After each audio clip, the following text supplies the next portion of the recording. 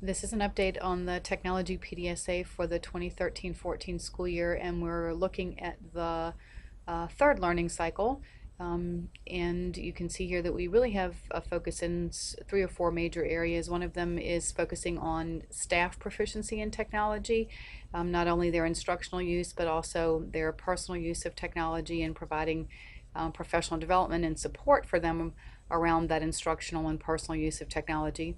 We're also tending to that student proficiency piece and that student assessment that occurs at the middle school level, as well as the K-12 digital citizenship and literacy focus.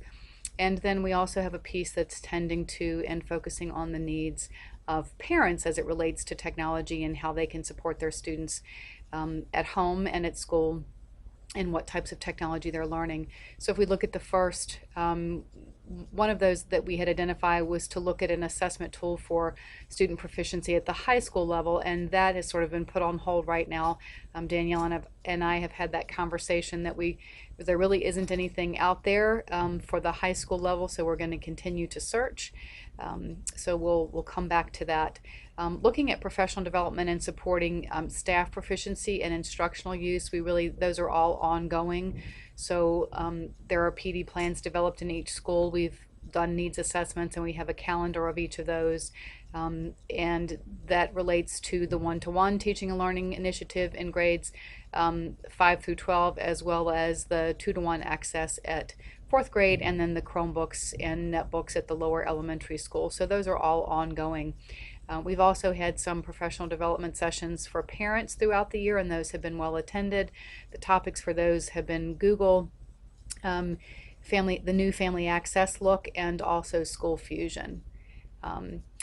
We also then, looking at student proficiency, have just finished the administration of the next generation assessment in grades 7 and 8, and I'll go over data in just a second, as well as right now we're deploying, one of the next steps will be to deploy the clarity assessment for staff and students to get a better picture on that as well. So we're making good progress on the action steps that were identified for the third learning cycle in the PDSA. If we look at results, and this is an updated dashboard, but if we look at those results, this is student technology proficiency, and I really want to give props to the middle school. They've done a great job, and if you will notice that my PDSA long-term goal is to have 100% of 8th grade students proficient on student technology assessment, and if you look at that, this winter 100% of those students were proficient. So props to the middle school for working so hard, especially to Kathy Barkstrees and Julia Shea for those learning seminars to really close the gaps for those students. So they're really doing a good job there. If we look at educator proficiency, this is Lodi information, and we did give that survey in the fall. I've opted not to give it in the spring since we're doing a fall and spring clarity survey, and I do have some of that information. The clarity is in progress, so we'll see that in the fourth learning cycle of the PDSA. So nothing really new to report there. Professional development, this is just some updated information of professional development, and you can see for the 13-14 school year there's a lot of job embedded professional learning that's taking place. There's close to 200, if I'm not mistaken, close to 275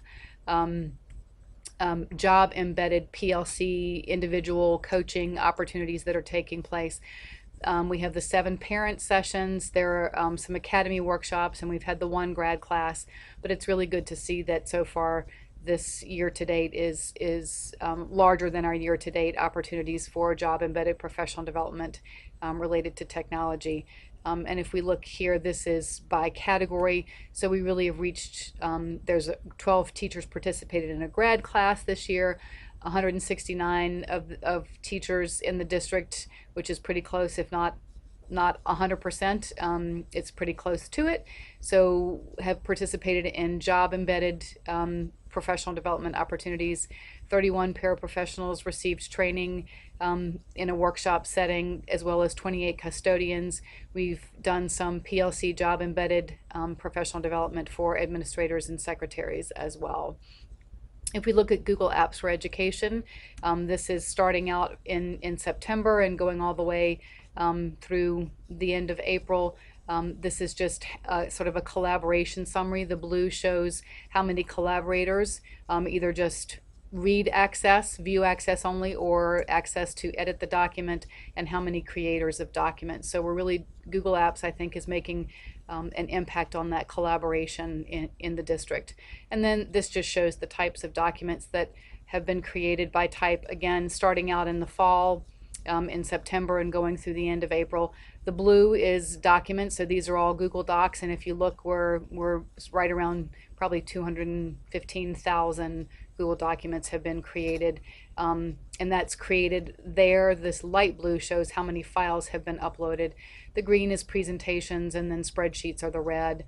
Forms, we haven't done that many, they're probably close to maybe 200, 300 forms, so that's not as much as the others, but it is significant. So that's an update and some of the data. I also have on the next learning cycle, on the last PDSA update, I will do an update on the clarity results so that we can do a comparison from fall to spring. Thank you for listening to my Technology PDSA update for the third cycle. Thanks.